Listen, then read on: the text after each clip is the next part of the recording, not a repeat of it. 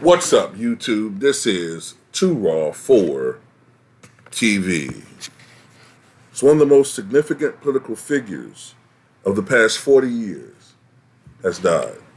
Joe Lieberman, longtime United States Senator from the state of Connecticut and the 2000 Democratic vice presidential nominee, passed away yesterday at the age of 82. According to reports, the cause of death was due to complications from a fall.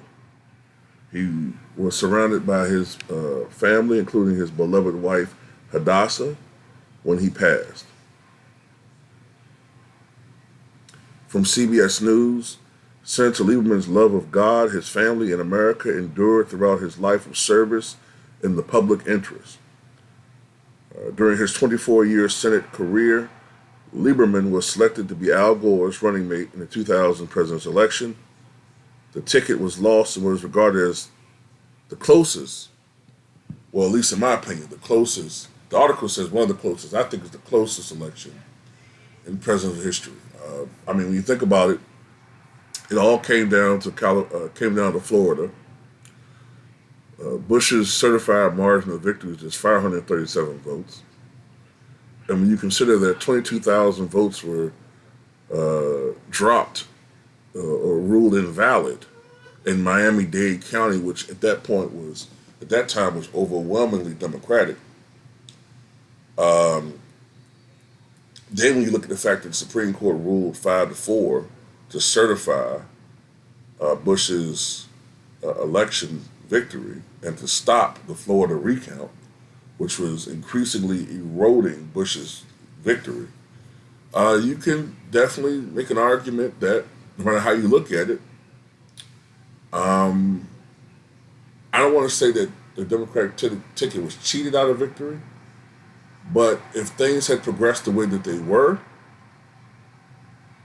the election could have most definitely taken a different turn. I think Gore won by 540,000 popular votes, but of course the popular vote is not what determines the presidential election. It's electoral college. And when they voted in December of 2000, one Gore elector abstained in D.C. in protest of the vote, which made no sense because you just take an electoral vote away from Gore. But the final tally was 271 for Bush and 266 for Gore.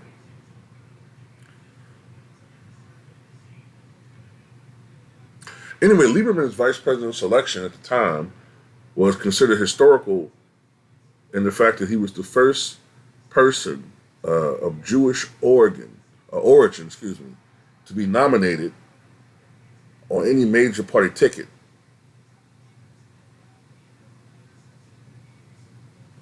And it proved to be effective because Lieberman did draw in Jews. I remember Gore doing very well with Jewish voters, which had a high population then at least, in Florida. And Gore did a lot better with Jewish voters than Clinton had, who did very well. But Gore did exceptionally well with Jewish voters. And that added to the closeness in Florida, almost overtaking Bush in Florida. You got to remember at the time, George W. Bush's younger brother, Jeb, was the governor of Florida. So many people thought that Florida would have been long sewed up for Bush, but that was not the case. 4 years after losing his vice presidential bid, the politician tried to secure a Democratic presidential nomination but was unsuccessful. His loss was likely tied to his controversial support for the Iraqi War. Subsequently, in 2006, he was elected to his last term in the Senate as an independent. And if I remember correctly, this was a time when the Democratic Party was shifting further to the left, and Lieberman was a somewhat moderate Democrat with some conservative leanings. So that was a pivotal year in elections in this country. That was a pivotal year because, like I said, Lieberman was a rather conservative Democrat.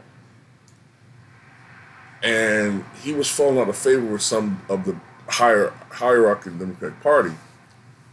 So if I remember correctly, that election, Lieberman lost the primary. He lost the Democratic primary. This is the sitting senator from Connecticut, and he lost the primary. I can't remember who the opponent was. This was 18 years ago, but I distinctly remember he lost the primary. So subsequently, he ran as an independent in a general election, was elected senator.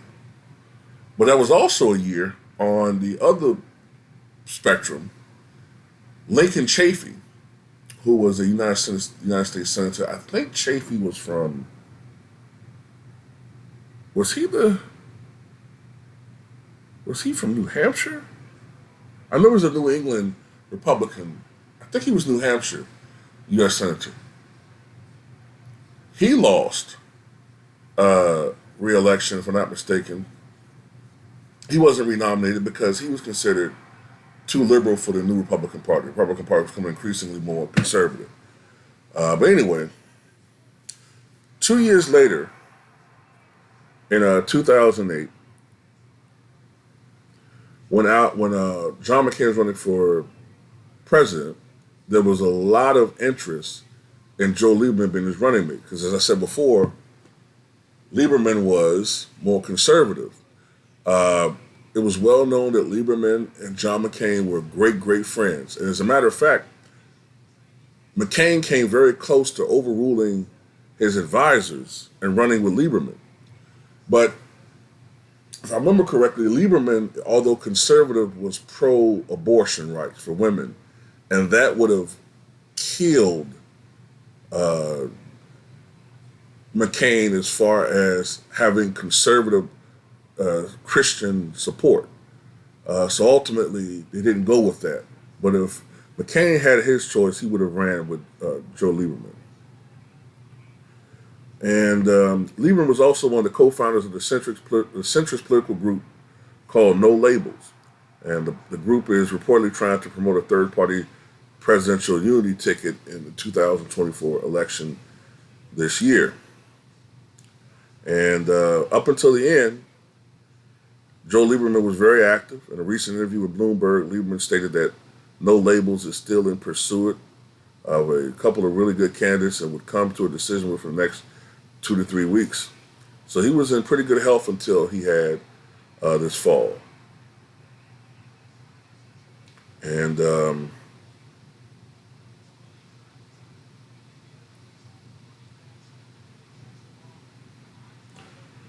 you know, my feelings about Joe Lieberman were,